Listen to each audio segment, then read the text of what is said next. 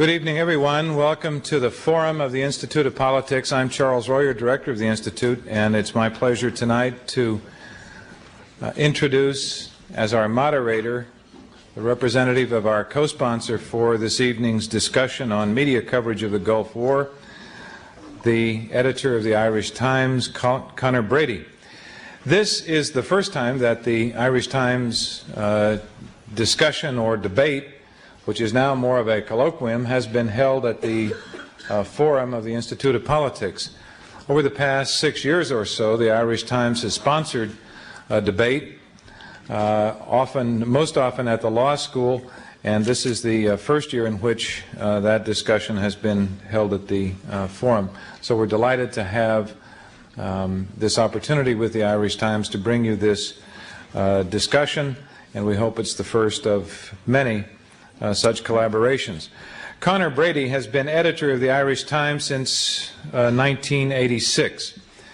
He is the 11th editor of the newspaper since its foundation in 1859, at which time it committed itself to taking a wide perspective on world events while serving Ireland's particular needs as a newspaper of record. That commitment to a deeper understanding of international affairs has been reflected over recent years at the Irish Times by a number of developments. The opening in 1987 of Ireland's first news bureau in the Soviet Union, under the direction of Conor O'Clery, who is here tonight with us. The extension of the newspaper's network of international correspondence, and by the application of additional resources to the newspaper's role as a journal of serious international analysis and commentary. Conor Brady has worked for the Irish Times in Belfast at its London bureau, and as a reporter he covered assignments in Europe, Africa, and the United States. He took primary and postgraduate degrees in history and political science at University College Dublin and joined the Irish Times after graduation in 1969. Would you please welcome our moderator for this evening, Conor Brady.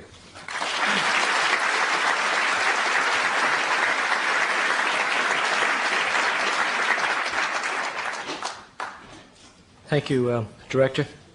Good evening, Mr. Ambassador, Madam Secretary, ladies and gentlemen. Any of you here last night at the discussion on the Bill of Rights?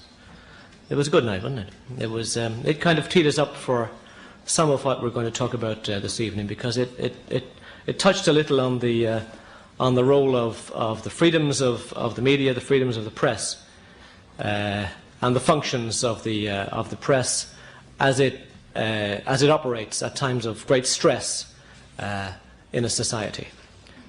I kept on being reminded of the famous scene from a play by Tom Stoppard called Journey into Night, Day into Night, in which a young lady is protesting the lack of sensitivity of the Times of London and having reported her conviction for shoplifting in Harrods. And she's throwing the newspaper on the ground and stamping on it.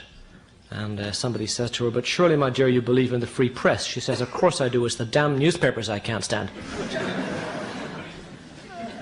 The subject which we address here this evening is at the heart of the democratic process. The role and the function, the principles and the practices of the news media when free societies, the free societies which they serve, go to war. Where and at what point do correspondents, cameramen, women, editors encounter the pressures which say your country comes first, before your professional detachment, before your own judgment, and before the right of your readers or your viewers or your listeners to know the truth as best you can represent it? And how do they cope with these pressures? How do people in the news media deal with that situation? How do those in government or in authority seek to apply them? And when, and if those in authority succeed in applying those pressures, what is the cost to the body politic? Here in the United States, your Constitution explicitly safeguards the freedom of the media. Most European states, all EC states, proclaim and by and large give effect to similar freedoms, although frequently qualifying them with various executive powers.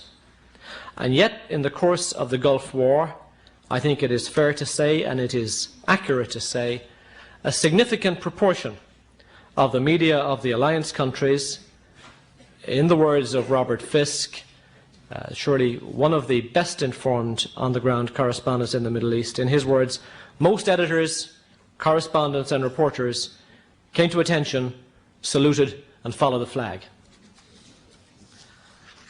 Perhaps it may be said that in doing so they saved lives. Perhaps they enabled the war to be brought to a swift conclusion. Or perhaps they allowed themselves to become an extension of an agenda among the powers of the alliance, an agenda which viewed war as inevitable and necessary. And if they did this, perhaps they have permanently damaged one of the central mechanisms of a free and democratic society, the perceived and viable and visible, I should say, independence of a questioning and unaligned media. It may be apposite to consider the words of the late John F. Kennedy, carved in stone in the memorial park close to this building, which a colleague of mine from our group drew to my attention earlier this day. He said, "The men who create power make an indispensable contribution to the nation's greatness, but the men who question power make a contribution just as indispensable, when that questioning is disinterested, for they determine whether we use power or whether power uses us." To discuss these issues this evening, we have 6 speakers of widely ranging backgrounds and experiences and viewpoints.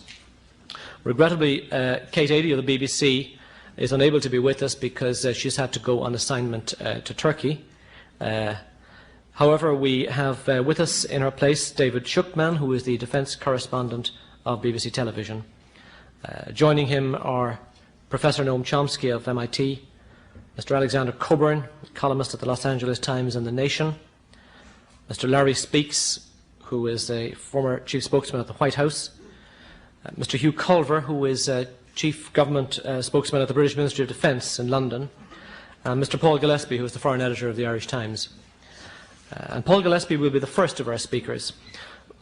Paul Gillespie, as I say, is the foreign editor of the Irish Times. As such, he is responsible for all the foreign news content, for coordinating and directing the activities of overseas correspondents, and for the development of editorial policy in that area. He directed the newspaper's coverage of the Gulf War, and he implemented its editorial policy under the following principles: that the Iraqi invasion of Kuwait was an act of unacceptable aggression, and that the first requirement was for an Iraqi withdrawal. Second, that any military action had to have the sanction of the United Nations and had to be confined to the terms of such resolutions as were to be ratified by the Security Council. And thirdly, that alliance forces ought not to extend their operations beyond the point which would be necessary to achieve an Iraqi withdrawal. Destabilisation of the Iraqi state or the extension of the war to achieve aims beyond the liberation of Kuwait were not considered acceptable. Paul has travelled extensively on foreign news assignments for the Irish Times. He's a graduate of Trinity College, Dublin. Ladies and gentlemen, Paul Gillespie.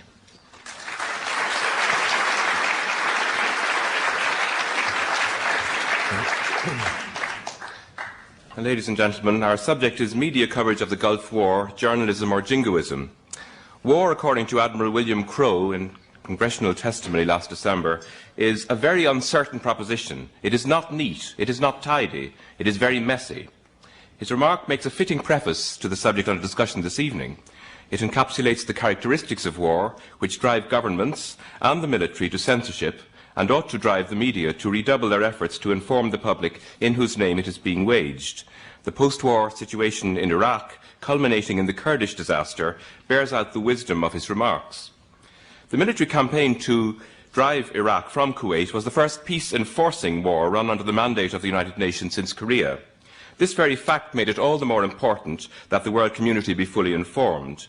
The UN's involvement drew obligations from Ireland, a small neutral member of the European community with a strong tradition in UN peacekeeping, as well as for the United States, the superpower which emerged victorious from the Cold War and which was the driving force in the Gulf crisis.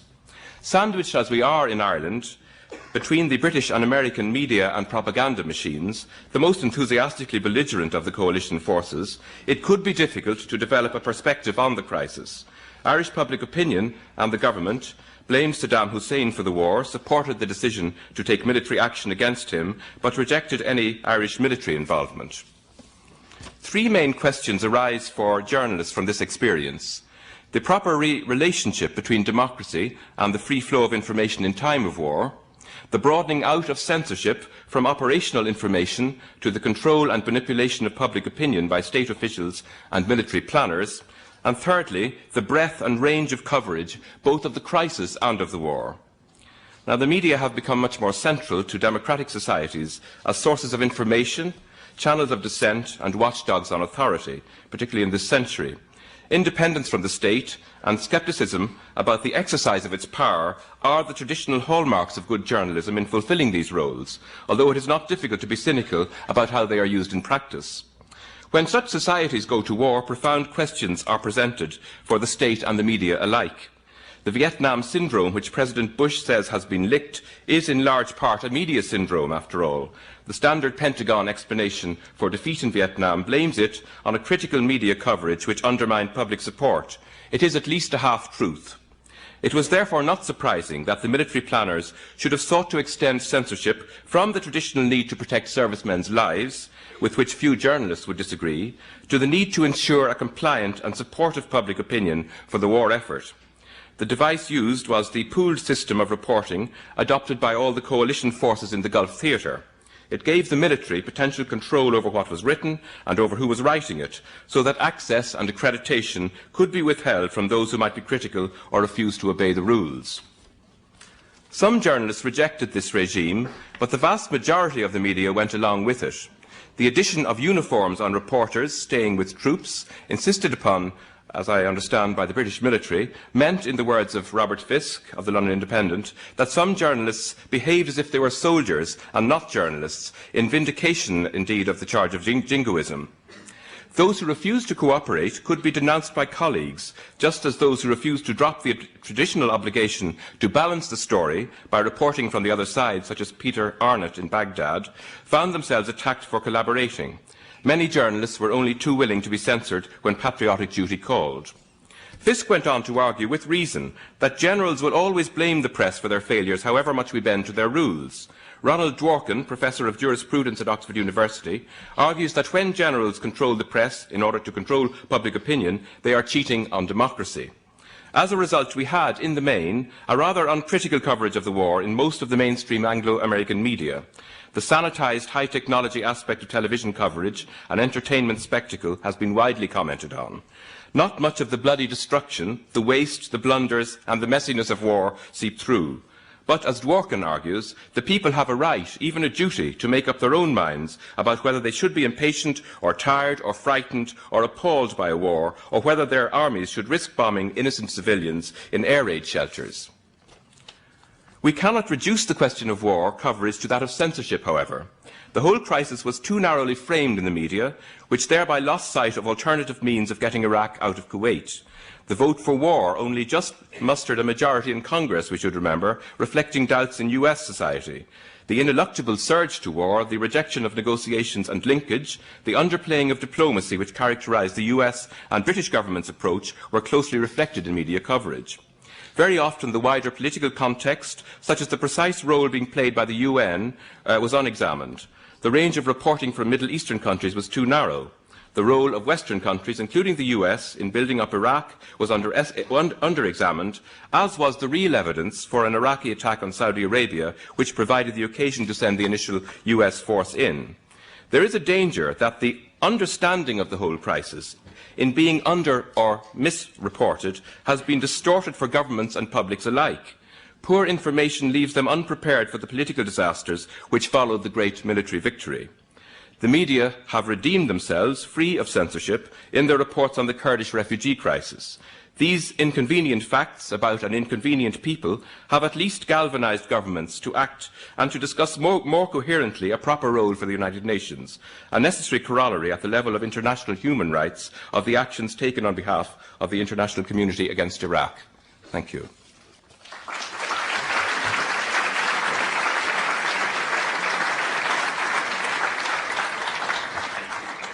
Thank you, Paul. I should just point out, for anybody who isn't familiar with the format here, you see two microphones. When it comes to questions, and each speaker will have about 5 minutes, so we will have plenty of time for questions. People who want to put questions to any of the panelists, please go to these two microphones and form a line behind them, and I'll take the questions then in rotation from each side in succession. Our next speaker is David Shukman. He's a defence correspondent of BBC Television. He has reported recent events in the Middle East from Saudi Arabia and from the United Arab Emirates. And since the war, he has been reporting from Kuwait and from southern Iraq. He's a graduate of Durham University in England, and he has worked in Sudan and Uganda, and he has also worked for the BBC in Northern Ireland as a reporter for 3 years. He is at present co-authoring a book on the Gulf War to be published later this year by the BBC. David Shukman.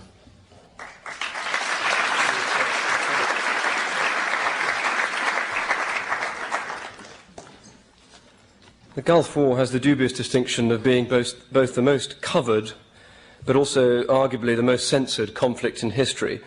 And some who hold the latter view in particular say that journalists like myself and press in general suffered. So I thought in my contribution I would just set out a few general remarks and observations about the context in which we operated, the political context that is, and how we set about covering the war. In Britain, there was a broad political and public opinion consensus about the crisis. There were obvious fears, and there was pressure from some for sanctions to be given more time. But once troops were deployed abroad, opposition became more muted, and in this atmosphere, most media organisations, mainstream media organisations like my own, the BBC, accepted the need that when it came to a war, if there was to be a war, there'd have to be some measure of censorship in the field. The BBC issued its staff with guidelines on reporting the campaign, the most important of which stated that we should withhold information if the military authorities could provide satisfactory reasons for us doing so. We had long and sometimes fraught arguments with the Ministry of Defence and other news organisations over how to pool material from the front line and the arrangements for that. But enough of these arrangements had been resolved by January the 15th for us to have a satellite dish and 2 teams in the desert. Independently and operating under different conditions, we had another team in Baghdad and many others around the rest of the Middle East. These extra teams in other countries and capitals not only enhanced our coverage in a general sense, but it also meant we could test and challenge Allied information.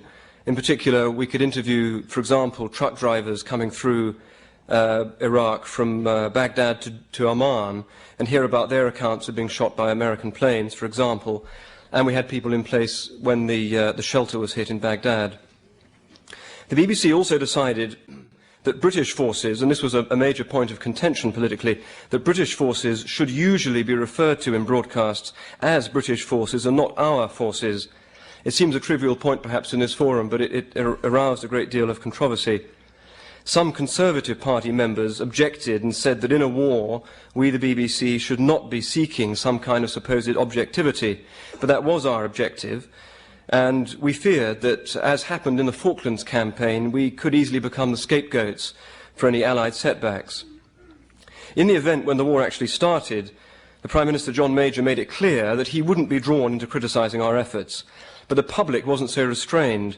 The view most loudly proclaimed was that we were in danger of broadcasting too much rather than too little. Relevant information might have seemed sparse to us, but the main complaint from the public was that we were providing too much coverage. There was even a newspaper cartoon which depicted a bored couple sitting at home being bombed by television sets. That was the kind of background we were working against. It rather sets in context the debate about whether we got enough information. So the problem we had was that we had this major event which we felt obliged to cover with extra broadcasting time, but the event itself didn't generate the kind of information flow that really helped fill the extra time. So a few weeks into the air war, we cut back on our coverage until the ground offensive started. As to the arrangements themselves for coverage, it's very easy to criticise the media for being too compliant to the demands of the military. The fact remains that television in particular, it's a sad fact, but it's true, depends on access. And that means getting cooperation. It means getting agreement of some kind. It means doing some kind of deal or compromise. And as I said in my opening remarks, most major organisations within Britain, rightly or wrongly, accepted that. Many critics have said that correspondents who signed up to this deal lost their independence. We've heard about the point of reporters being in uniform. I personally have a problem with that, but editors in general in Britain did not. And it's certainly, I think, in my opinion, the case that a few journalists, in some instances, those who were attached to units, did give the impression of losing a sense of detachment.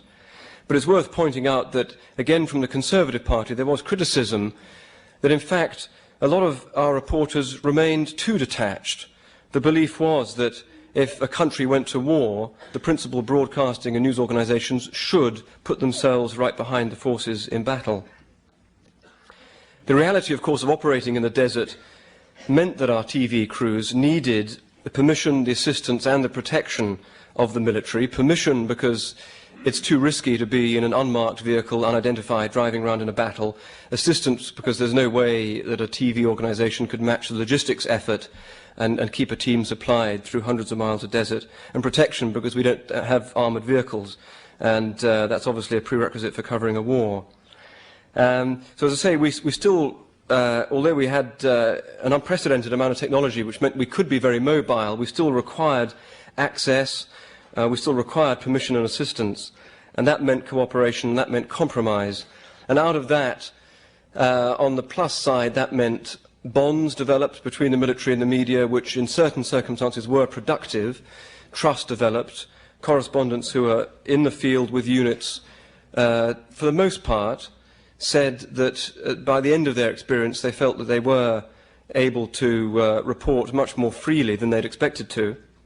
On the other hand, of course, the military all the time had the ultimate sanction of being able to pull the plugs. I think our greatest problem came in the build-up to the war. We pursued wherever we could the whole issue of sanctions and whether they were working or not, but it's very difficult to obtain hard fact on that.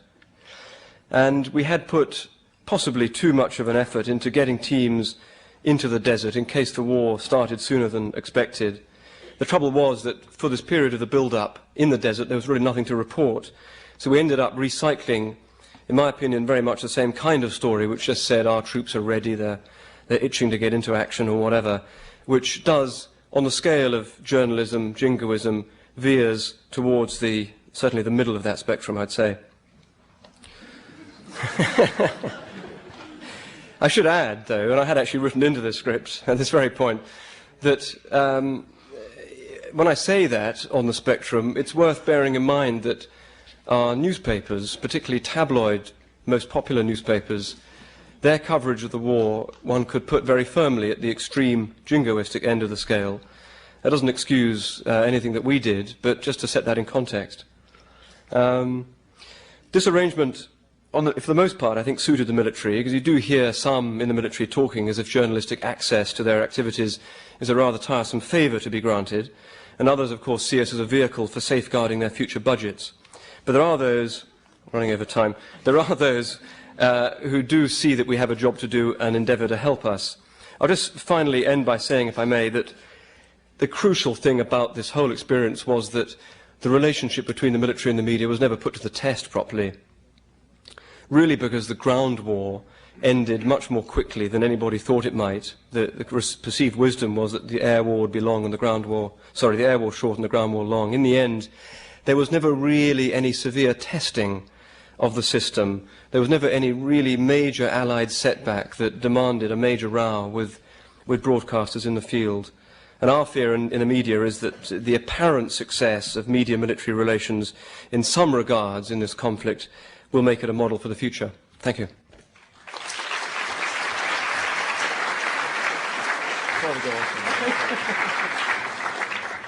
Sorry to have had to cut across David's time, but it's important that we try to keep, if we can, within the sort of 5 or 6 minutes for the speakers.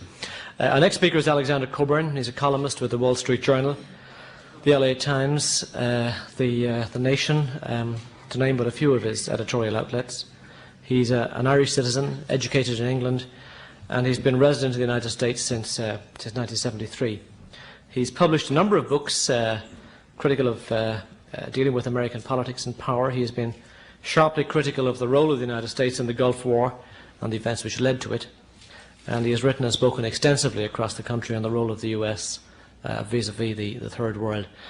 Indeed, a reader of the Irish Times who happened to be in Houston, Texas, listening to the radio recently, taped Alexander Cockburn one evening and sent him on to me. He was castigating various US media for their uncritical stance on the war and commending a number of other media, including, I was pleased to say, the Irish Times. But he went on to make the point that he thought the Irish Times had it just about right on the war because of its historical conditioning of the particular history of Ireland. It wasn't, he said, because the reporters of the Irish Times were particularly good or their editors were particularly brilliant. You can clearly see the flawed logic you're about to receive this evening.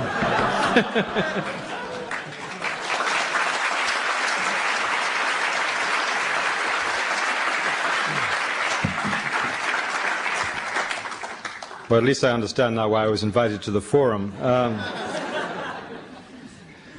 But it's true, and I think it's when we get into discussions of this nature about censorship and about journalistic coverage, sometimes it's too easy to get into the small nuts and bolts of press passes and pools, although these are, of course, important on what you hear. But the point I was making about the Irish Times, because the coverage in the Irish Times was good, as was the Sunday Tribune's, also in Ireland, I thought it did come from a historical background where there's a certain reservations about imperial claims and imperial pretensions, and I think this showed up constantly in the way material was selected.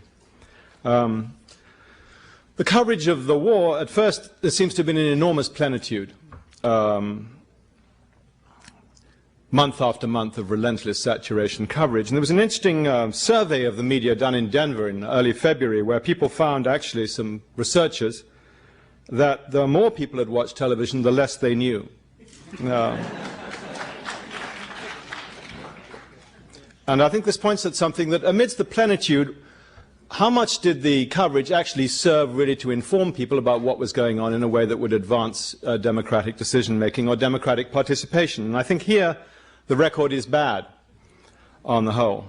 I think the record is particularly bad on the most important thing of all. Some things were badly reported, but some things were barely reported at all, which was, could the war really have been avoided? And here we come to the question of what proposals was Iraq really making? What negotiating postures did it have, both public and semi-public, and actually private?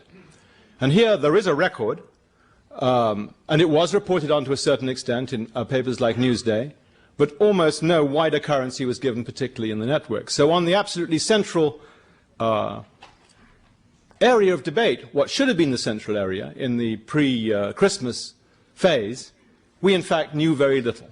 And we were told very little by the press, although the material was there, in which people could have said, well, there is a negotiating position here. I'm not talking even about linkage at this point, which was dealt with extensively by the press, usually in terms of brusque dismissal, but actually what the actual content of Iraqi proposals were. I think a second area, a very important area, was the actual unfolding of what in essence was a secret war. After all, immediately after the election, the President doubled the deployment and cancelled rotation. These were decisions consequent upon public decisions, public announcements consequent on decisions taken before the election. And I don't think the press actually, I think it could have dealt much more extensively and much more vigorously with what real preparations there were for war at a time when there was supposedly a public debate going on. And I think hand in hand with that came the moment when people suddenly stopped, the White House stopped talking about sanctions. Having said that sanctions would take time, suddenly we were told, of course, that sanctions had failed. And I think the press made not nearly enough of this, and again, hand in hand with that, really, I think the coverage of the UN and the actual, whether there were breaches of the Charter, in the, particularly in the United States press, and to a lesser extent in the British press, there was very little proper journalism on that. Although this is not a matter of censorship, this is not a matter of access, this is a matter of going and reading the Charter, which is, again, not a particularly difficult thing to do.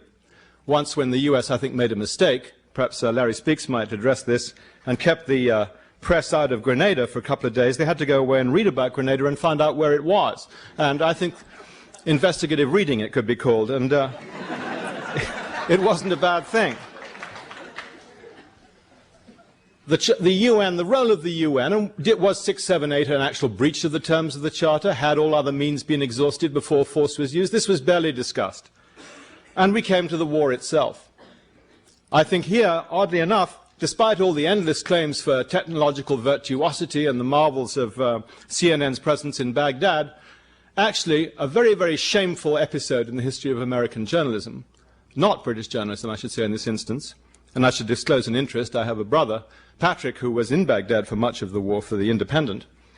But almost all US journalists withdrew from Baghdad on or around January the 15th, leaving CNN. This was, in my view, a shameful desertion under the sort of urging of the Defense Department, and actually very often on the direct orders of publishers and editors who are now busily awarding each other Pulitzer Prizes for the coverage. But it was a shameful desertion, and I think it should be recognized as such.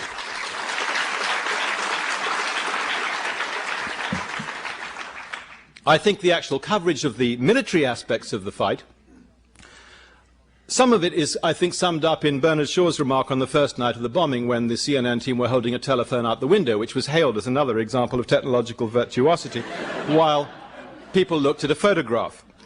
And he said, have you noticed how every bomb is finding a target? Well, if you think about that for a while, I mean, what target? An orphanage or a military installation? I think people were under the glamour of that first night, and of course film carefully released by the Pentagon, as naturally they would. They will do what they have to do, and they released film showing a missile going in a window, and very dramatic it was too. How many films not showing missiles not going through windows were suppressed? People, I think, were seduced by the idea that somehow there was this idea of military precision. Whenever you hear the words military and precision linked, it's time for absolute cynicism. Perhaps like the working press. It's one of those phrases that come out of people's mouths without much mental negotiation, I think. But it's now emerging, of course, that the actual, even on the level of supposed technological triumph, the truth is rather different. I think the present figure is that 25% of the Patriot missiles actually managed to find their target. I think one estimate is that casualties in Israel went up from the Scuds after the Patriots were deployed. The final, I think, omission by the press was actually the final closing days of February. How were these really discussed? The truth finally was dealt with in some measure. But what in the end was a punitive massacre was, I think, once again ignored by the press. So I think in all phases of the conflict, when it comes to the background, when it comes to the content, when it comes to what the crucial decisions were, when they were taken, and how could they have been avoided, I think on that major level, without talking about access in the Gulf, on that level, I think we really have to look at a picture and a story of failure. Thank you.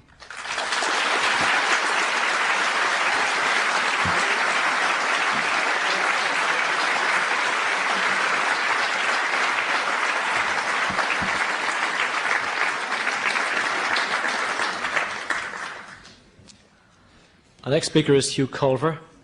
He has been the Chief of Public Relations at the British Ministry of Defence since 1987. He has been a journalist with the Financial Times. He joined the Ministry of Defence in 1975, has worked with the Prime Minister's office at 10 Downing Street, and also, believe it or not, at New Scotland Yard. He's very good at his job, I can assure you. He was not at the MOD during the Falklands War, and believe me, they could have done with him. He was with the MOD for the Gulf War, and I don't think he would disagree with me if I say that, by and large, that was a very different experience with the Ministry of Defence, leading on all points from the media nearly the whole way. Ladies and gentlemen, Hugh Culver.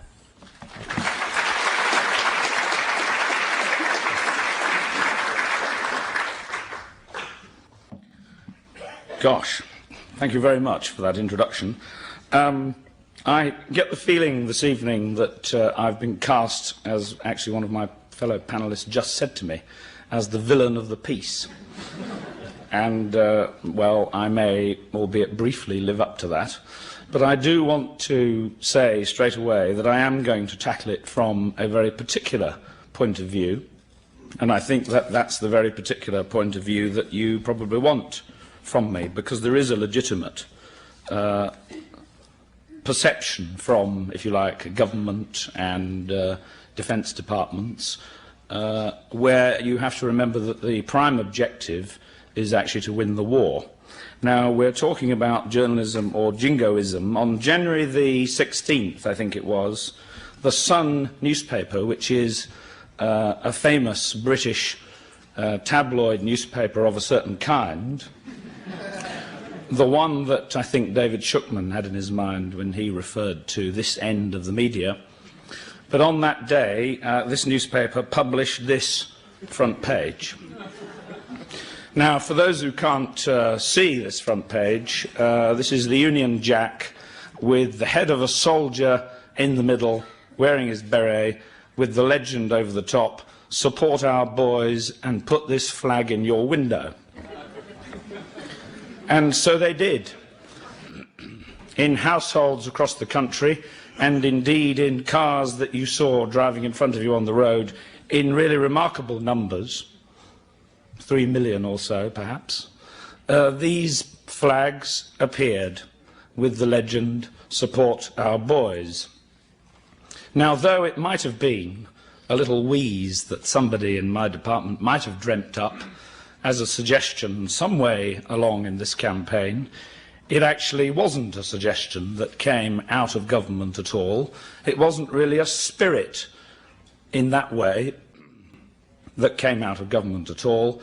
It was a feeling that came from a perception within the mind of the editor of The Sun that that is what the people wanted, and that that was the mood that the nation was supposed to have transmitted to it. And who am I to argue with that?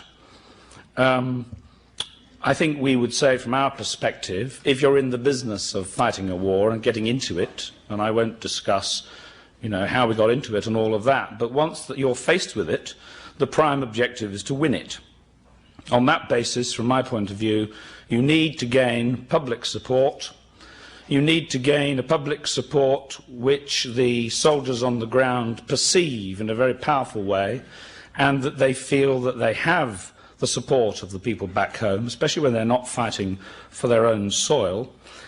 But you also, of course, need to maintain operational security. I'm sorry to be boring when mentioning that, but you do have to retain. It's terribly important in the interests of winning the war, winning the campaign, and not giving your positions and your capabilities and all of that away. Now, you can't do the first and the second without opening up your operations to the press. And so you arrive at what is not altogether, for everybody concerned, a happy compromise, but is a compromise in this very difficult situation of potential conflict between the press and the military, and if you like, governments fighting wars. And so we organised our pools, as has been said, we organised our ground rules, we organised the briefings. Actually, enormous amounts of information were given out. But of course, it's very difficult. Every journalist wants to be, if you like, on the spearhead, at the front, with a feeling of how it is all developing and how it is all going. Quite impossible to achieve. You can only achieve a little bit here and a little bit there, with the best will in the world. What we, the military, if you like, can't allow is, on a battlefield, is for journalists to roam free, pick up whatever information they can, and unwittingly, certainly not deliberately, put lives at risk by talking about who's where and who's doing what and what the plans are.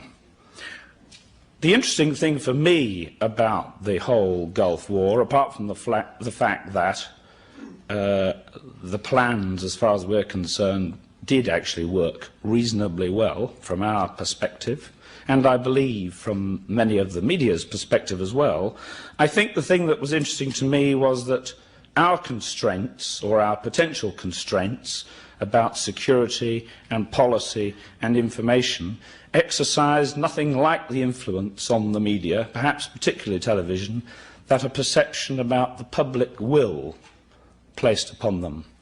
they were much more, I believe, constrained by potential and actual audience reaction than they ever were by the concerns expressed from my department and from government in general.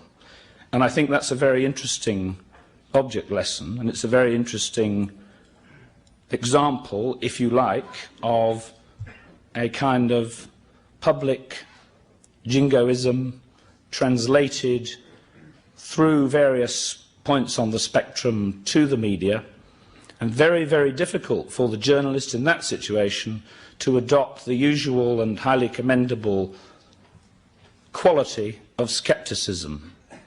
People who are supporting their country in fighting a war do not want scepticism. They do not want to know about the failures. They do not want to know about the things that go wrong. It is a simple fact of life. Now, David is right to say that this particular situation did not, in terms of everybody's perception, go well. But the audience reaction, if I can put it in that rather prosaic sense, ruled the day, in my belief. Thank you.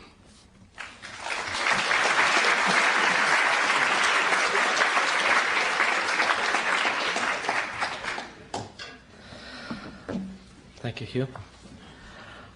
Our next speaker is Professor Noam Chomsky. He is the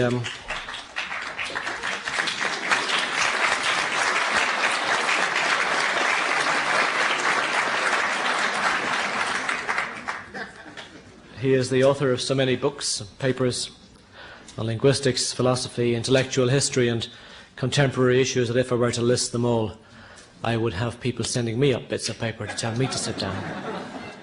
It is in his role as a leading intellectual voice in American world policy that what he has to say is most relevant here this evening. He is Institute Professor at MIT, a member of many professional and learned bodies in the United States and elsewhere.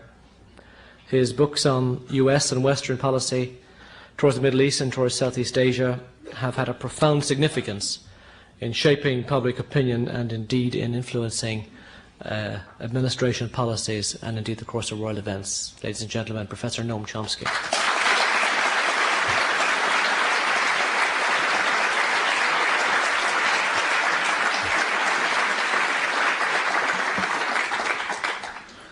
There are only a few minutes, and I would like to use them to concentrate on a small number of issues.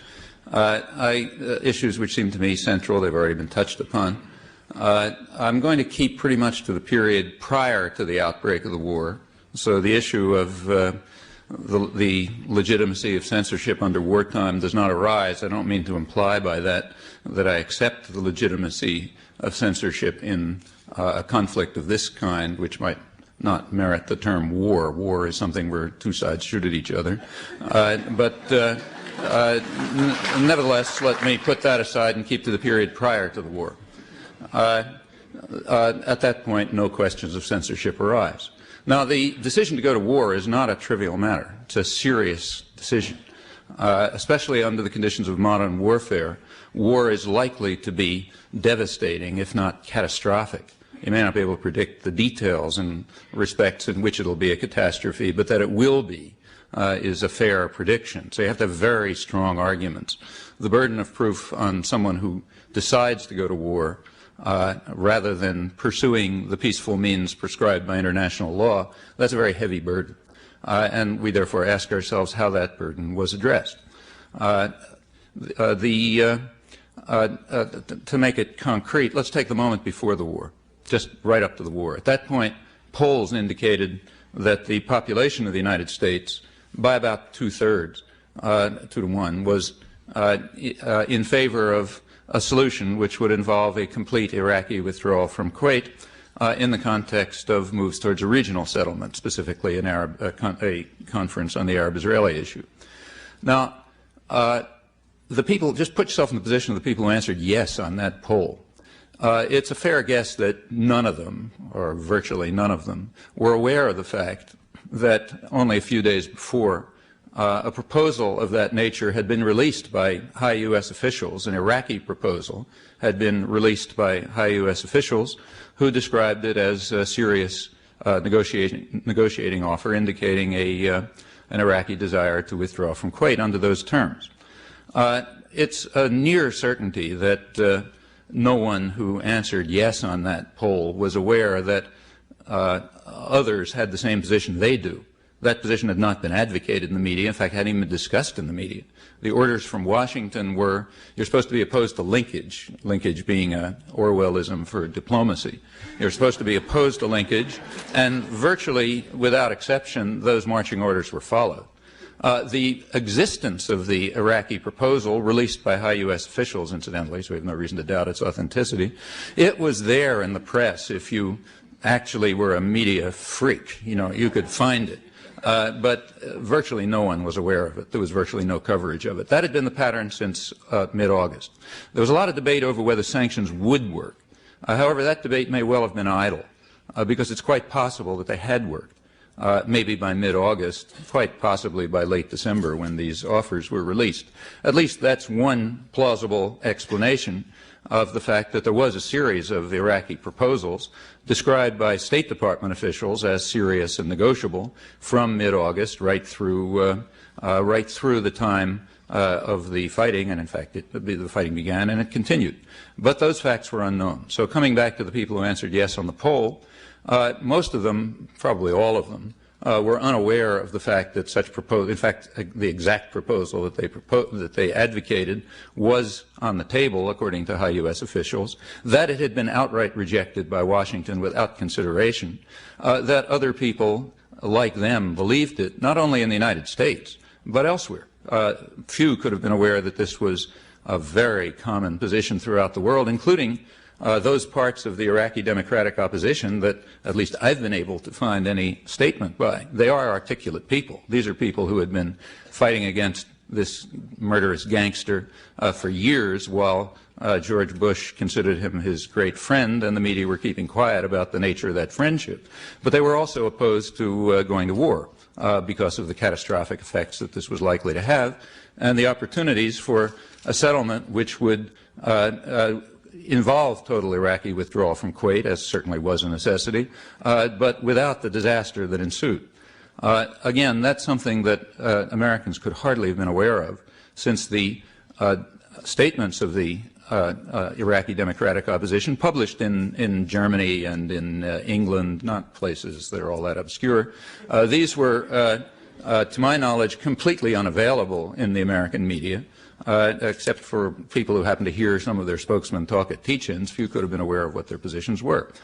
Well, now, as I say again, going to war is a serious matter. In a totalitarian state, the decision to go to war is made by the determination of the leader. In a democratic state, the idea is supposed to be that if the government decides to go to war, it'll present its reasons. The media have the job of presenting the relevant information and making it available, and ensuring that there's a forum for debating those issues. That didn't happen. It's a striking fact that no reason was ever presented for going to war, no official reason. Now, I don't mean that words weren't uttered. Words were uttered. The words were, we cannot deal with aggressors. Aggressors must be immediately punished. Aggressors cannot be rewarded. Now, that's not a reason. And the reason it's not a reason is very simple. George Bush doesn't believe a word of it. The people who repeated it don't believe a word of it. And we know that because they do not follow that alleged principle in any other case. They follow it when it suits their interest to follow it. They do not suit it when it doesn't fit their interest to follow it. As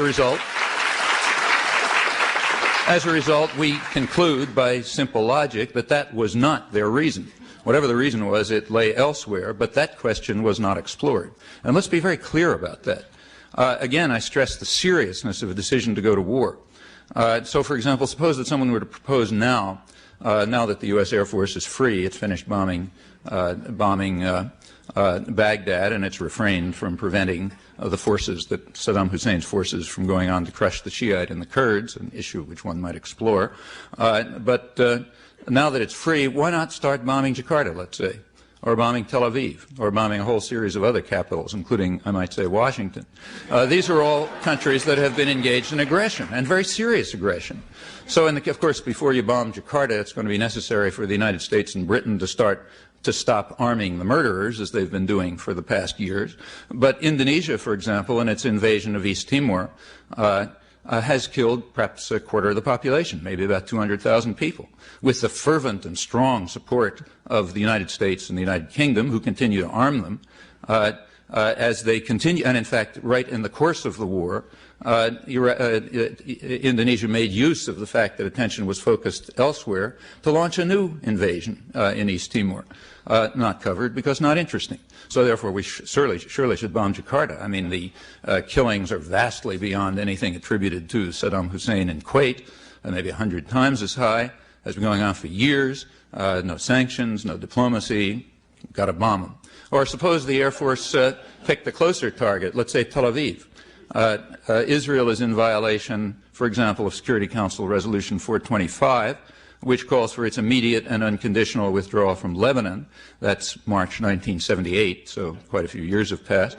That Security Council resolution followed an Israeli invasion in which about 2,000 people were killed and 250,000 refugees were caused. During that period, Israel continues to hold about 10% of Lebanon, using it as a base for attacking the rest of the country, terrorizing and torturing the region. During that period, it has carried out another invasion in which about 20,000 people were killed. So surely the time has come to bomb Tel Aviv. Now, and we could go on. Now, anyone who made these proposals would be regarded as some kind of Nazi. I mean, those are grotesque proposals. And the question that had to be answered is, in fact, those are pretty much the arguments that Saddam Hussein offered for sending Scud missiles to attack Tel Aviv. And we rightly regard them as sordid and grotesque. Well, the question that had to be answered is why the issue was different in this case. That question, maybe there's an answer, but that question was never addressed. No such reason was given. No such reason was discussed. It follows that no reason was given for going to war. Now, prior to the going to war, there were other issues that were not discussed. For example, the nature of U.S. support for Saddam Hussein for the preceding 10 years. That had been largely suppressed for 10 years. After the orders came, you're supposed to hate Saddam Hussein, there was a spate of articles bringing up his sordid record, which is indeed grotesque, and bringing out some of the facts about U.S. support for them. Well, how does U.S. support for Saddam Hussein during these 10 years under George Bush's administration as vice president, as president, how does that relate to the current policy of the United States in refusing, as of now still, to have any dealings with members of the Iraqi Democratic Opposition, to release Saddam Hussein's forces so that they can crush Kurdish and Shiite rebellions, to move towards reinstating a situation in Iraq in which it will either be Saddam Hussein or some clone? That's where it's directing towards. Furthermore, still keeping to the period prior to the invasion, now it is correct, as Mr. Gillespie said, the press is reporting on the atrocities committed against the Kurds in Iraq.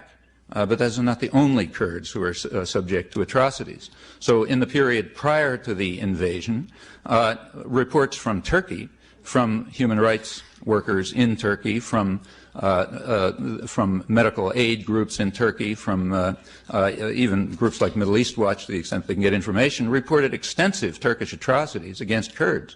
In fact, it appears that Turkey, very much like Indonesia, was using the focus of attention on the Gulf to accelerate its own repression of Kurds, and it was no joke. According to these reports, they were bombing villages and cities. Tens, maybe hundreds of thousands of refugees were created. This is just the months leading up to the invasion. No reporting, no interest. Those are not the right Kurds. The order hadn't come, you pick the Kurds who play an ideological role when you want to report it. Well, I can continue. I'll stop at this point. The point I'd like to make is that the crucial issues were never discussed. The reasons for going to war were never given. Pretexts were offered. They cannot be accepted for a moment as serious, meaning the reasons were never given. This is the very hallmark of a totalitarian society. And the fact that the media contributed to that result is something that should seriously trouble anyone who does not want to live in a totalitarian society.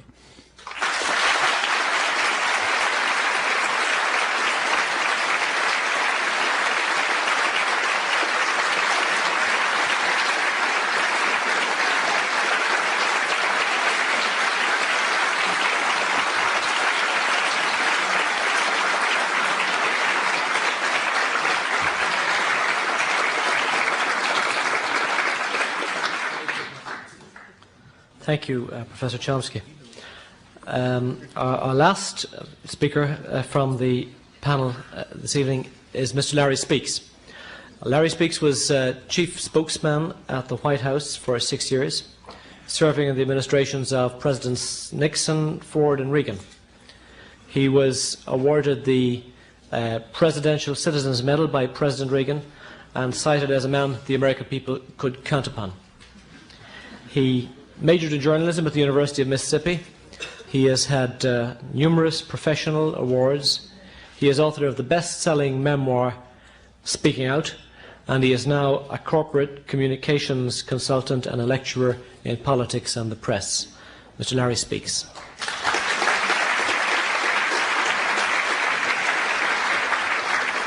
I'm anxious to see what Conor's notes say when he passes them up and you go overtime. The question of Grenada has been brought up, and I might tell you my perspective of the invasion of Grenada. One afternoon in my office, a reporter from CBS walked in and says, "I hear there's something going on down in the Caribbean around the island of Grenada. Can you check it?" I said, "Sure." So I picked up the phone and called a gentleman who later became famous in other ways, a man named Admiral John Poindexter. I said, "John, are we going to invade Grenada today?" He said, "No, preposterous." So I relayed that back to the CBS reporter. CBS didn't use the story. The next morning, U.S. troops went ashore of that tiny Caribbean island, and I was handed a sheaf of papers this thick and said, "Go out and announce the war." Well, I learned. Even we government spokesmen are sometimes persecuted and left out and uninformed. But I did learn. Next time you say, "Are we going to start a war today?" and the answer comes back no, you say, "What about tomorrow morning?" Someone in Washington once watched Sam Donaldson in action for a little while, and they concluded that if TV hadn't been invented, Sam would go door to door. Now, I think that's what's happening in our world today. Television has gone door to door around the world and into our living rooms. And nothing illustrates that more effectively than the recent Gulf War. I call it the prime time war. When the first bombs fell in Baghdad, and these were surely the shots heard around the world, as we witnessed the beginning of a war that at the very moment it was happening. The New York Times has concluded that this moment that should be answered. These include, how will the media utilize its rapidly developing technology? Can the media cope with budget cuts in the newsroom and still do its job? Are new professional standards and ethics needed to meet new situations? And finally, how does the media deal with the friction between the press and the government? And beyond these, there's probably a more important question, and that is, what is the future of the news business in an increasingly complex world where we have increasing demands on the time and attention of those who consume the news in this world of ours? Let's take a look briefly at these four subjects. Technology.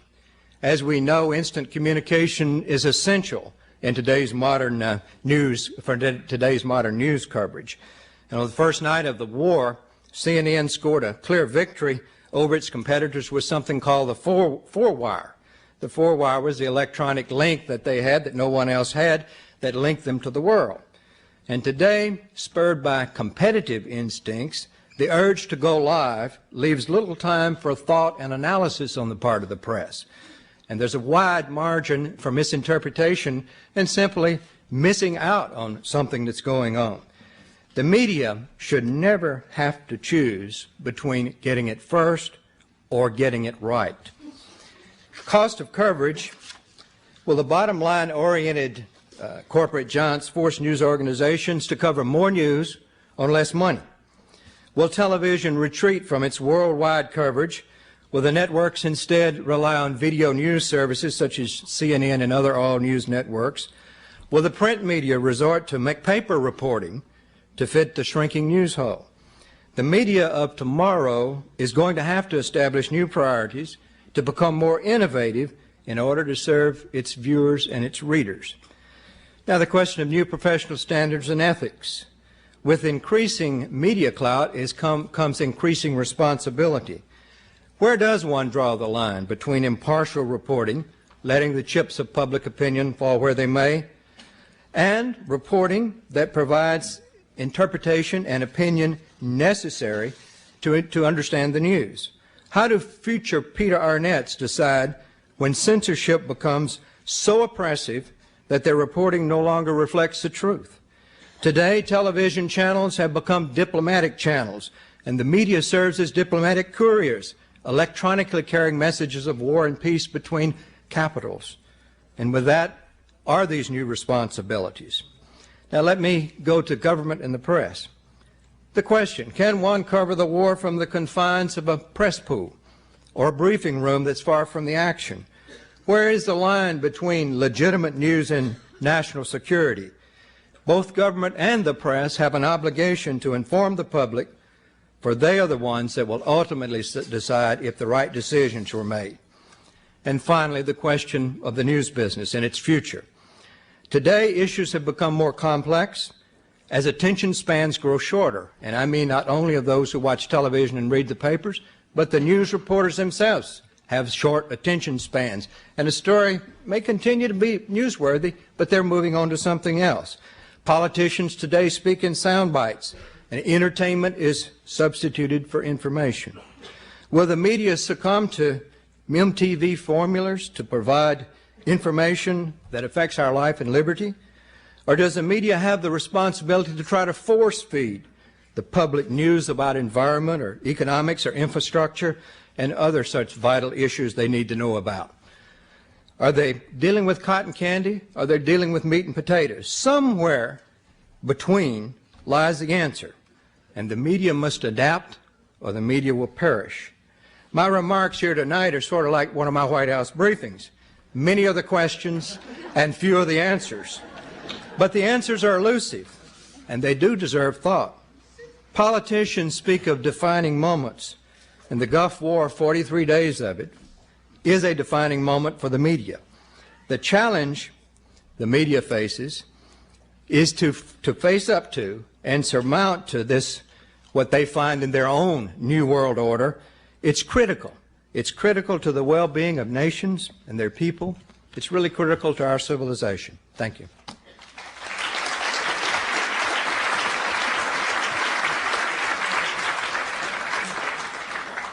Thank you, Larry Speaks. May I now invite those of you who would like to put questions to come to the two microphones. We have until 9:30. We're going to have to close on the button of 9:30, so we'll start. I think the gentleman on my right-hand side came. Well, first of all, I like your T-shirt, sir. If yes. I may so. First of all, the Irish Times is an actual newspaper that you can buy right here in Harvard Square at Out of Town News. I'm interested. The two members of the panel spoke about everybody or nearly everybody feeling or thinking a certain way, as if this was some sort of objective reality that had no historical evolution to it. How did that, leaving aside the manipulation of polling, leaving aside polls that maybe indicated something quite different, I think it's really important to try to look at, to examine how it is that people came to feel a certain way or supposedly believe a certain way. I think there's a process in the media, so-called, where there's a lot of manipulation of this sense of what everybody supposedly thinks. As a specific example, at the conclusion of the war, so to speak, there were a lot of headlines about the euphoria in this country. I didn't see any of it, and yet it was taken as a fact that there was a national mood of euphoria. I didn't see it. So I wonder if any of the members of the panel could speak to this situation. Gentlemen? Well, I think... sorry, no, you go ahead. Well, I think I know a lot of people, you know, personal and political friends of mine tend to disbelieve the polls and think they're manipulated. I don't, really. I mean, I think the polls probably give a pretty accurate picture of exactly what they ask. Now, you have to look at the way the question is formulated. There are ways of formulating questions which can change the answer that comes out, but if you do it, you get a picture. Now, I think I do, you know, I know more, you know, my impressions about what we couldn't even talk about what people in this room believe, let alone what the country believes. But to the extent that one can have any kind of impression about that, my impression, based on lots of traveling around during this period, all sorts of out-of-the-way places, and mainly off the beaten track, is that that reaction has a certain element of truth to it. I think the population was terrified. This is a very frightened country, extremely frightened country. It's been true for many years. There's a regular process of terrorizing the population with chimeras, to mention Grenada.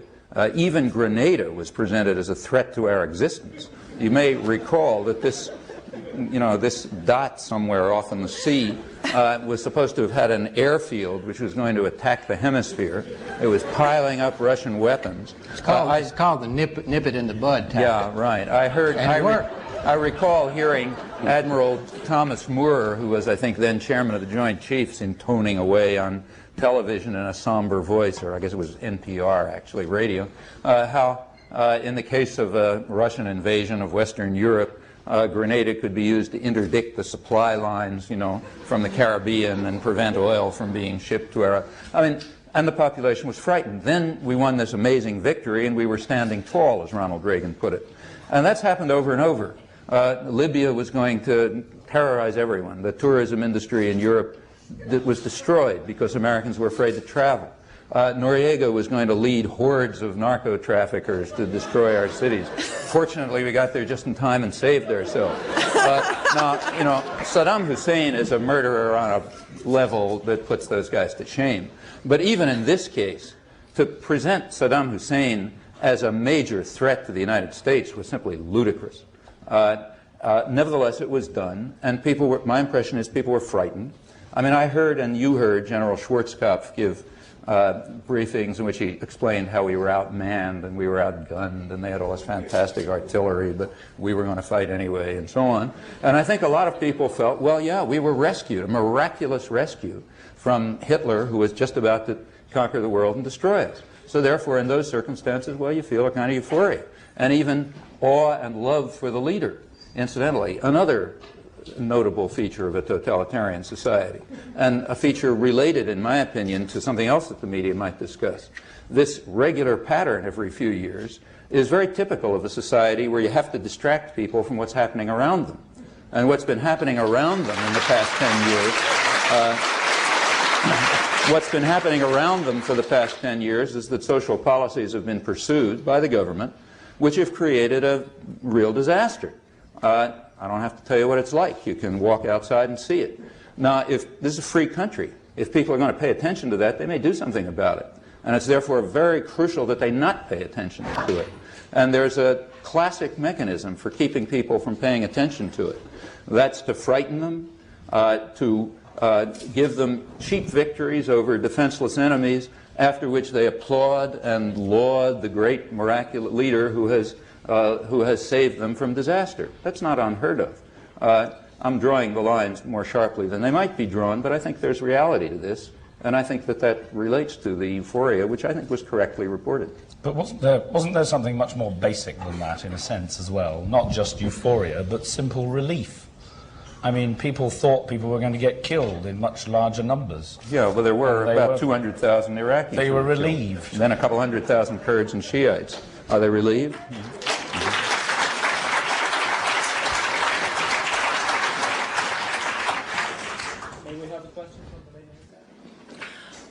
Well, I was interested in talking about the ground rules that were used in Vietnam, and I guess were basically universally accepted as being effective in preventing journalists from endangering the operational safety of the military in Vietnam.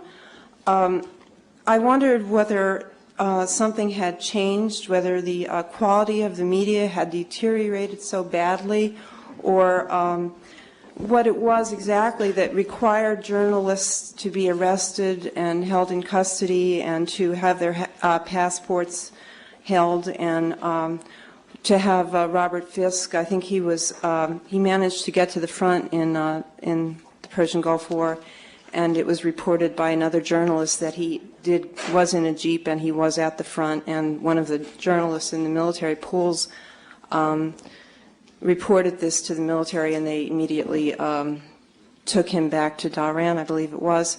This I have from a publisher of a well-known magazine, who I won't mention.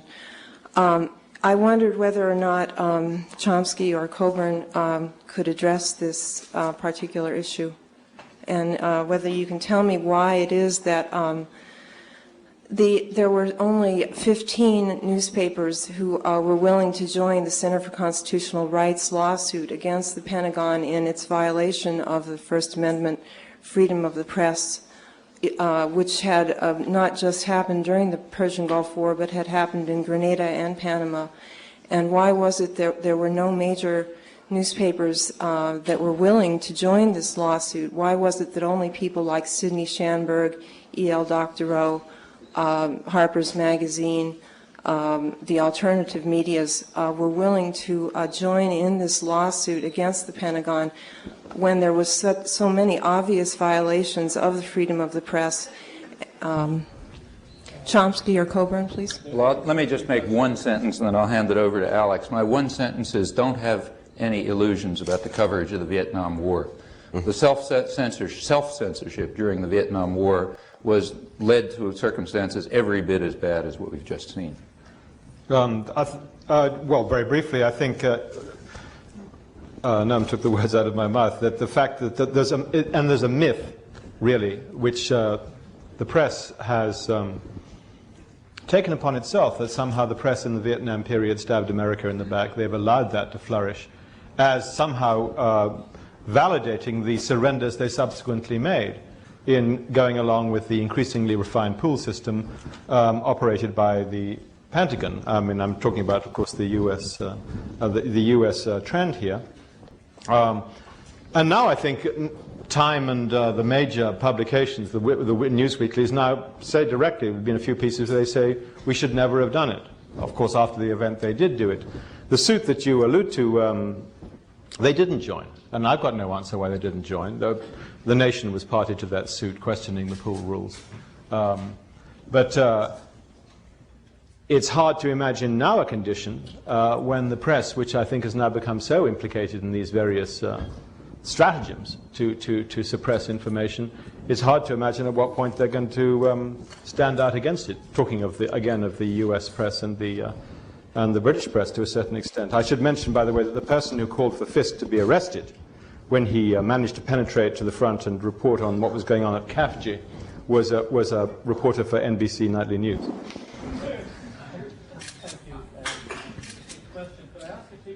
Questions as compact as possible, because I have felt for some time that the press has been co-opted by the Reagan Bush administrations, and I think after watching the Frontline documentary last week that it's even more serious than that.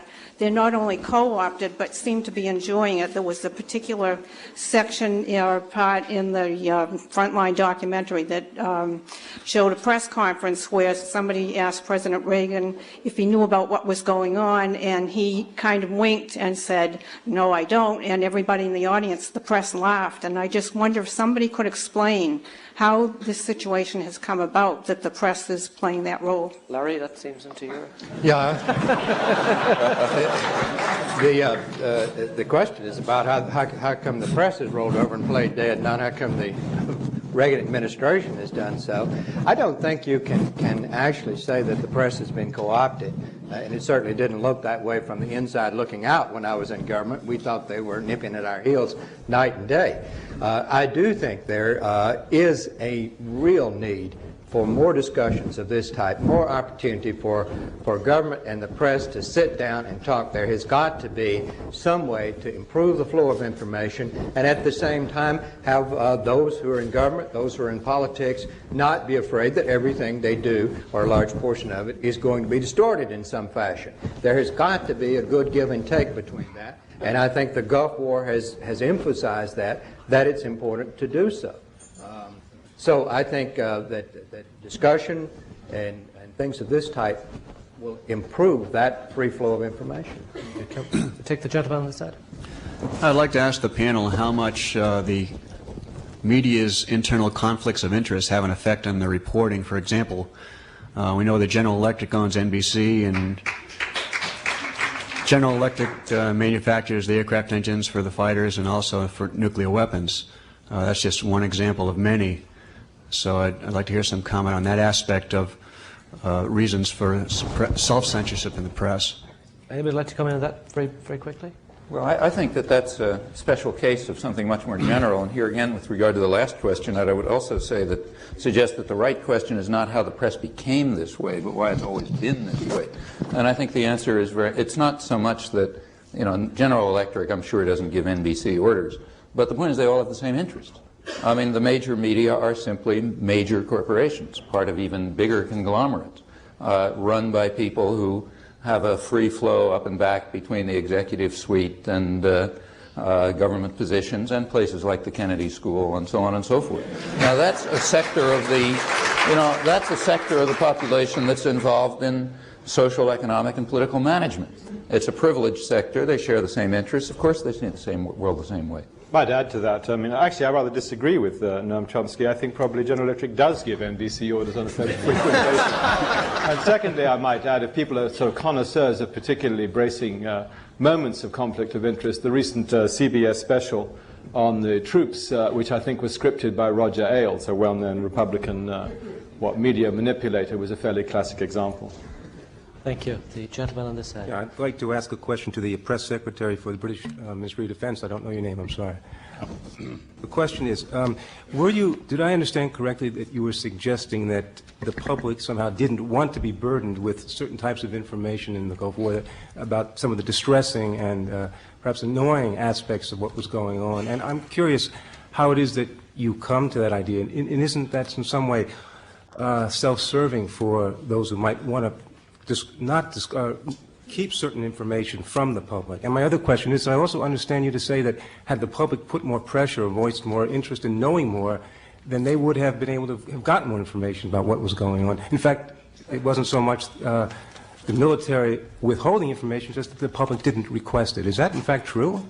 I'm not so sure about the last point, but I would agree with the first point. There was very clear pressure that came on all of us, and by all of us I mean those in government and those in the media.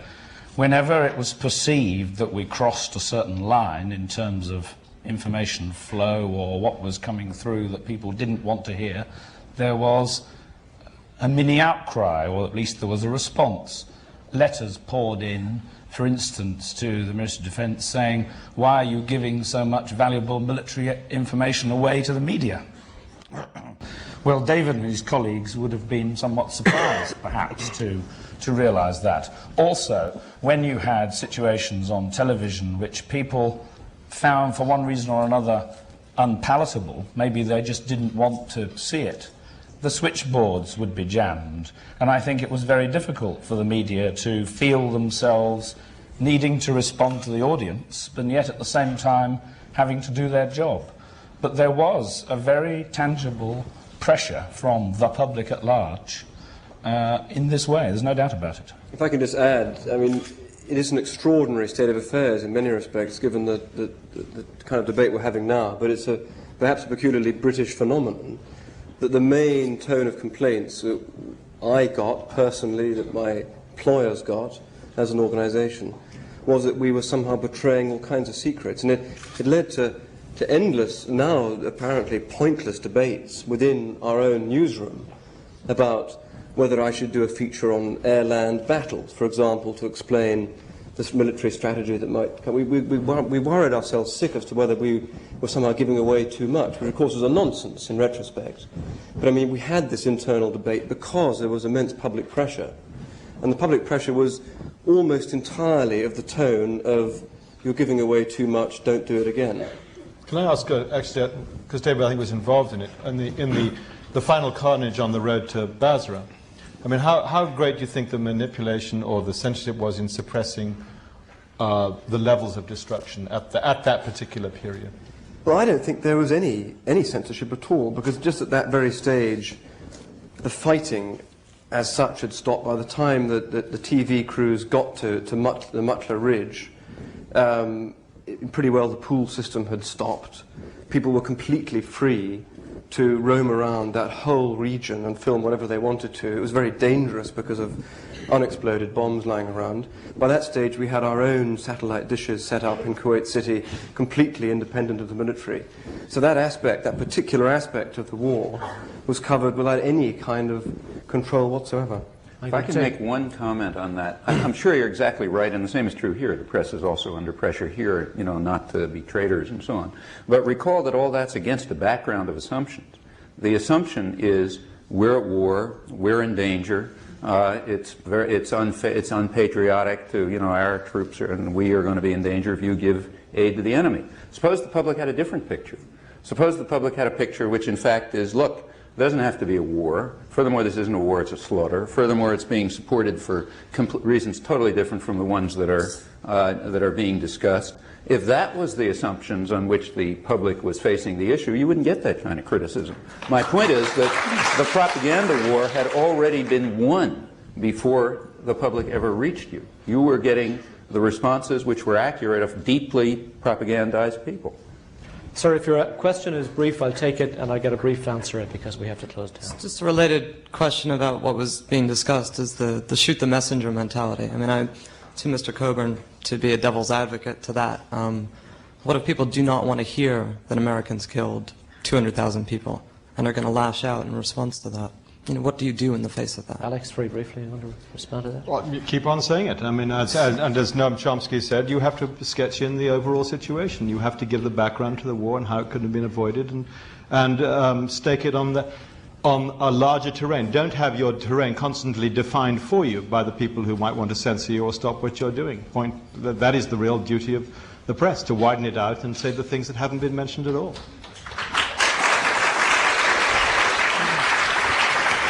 There's obviously a lot more to be said on all sides in this thing. Time doesn't permit, I'm afraid. One thing I am going to do, I'm going to ask for a show of hands at this stage.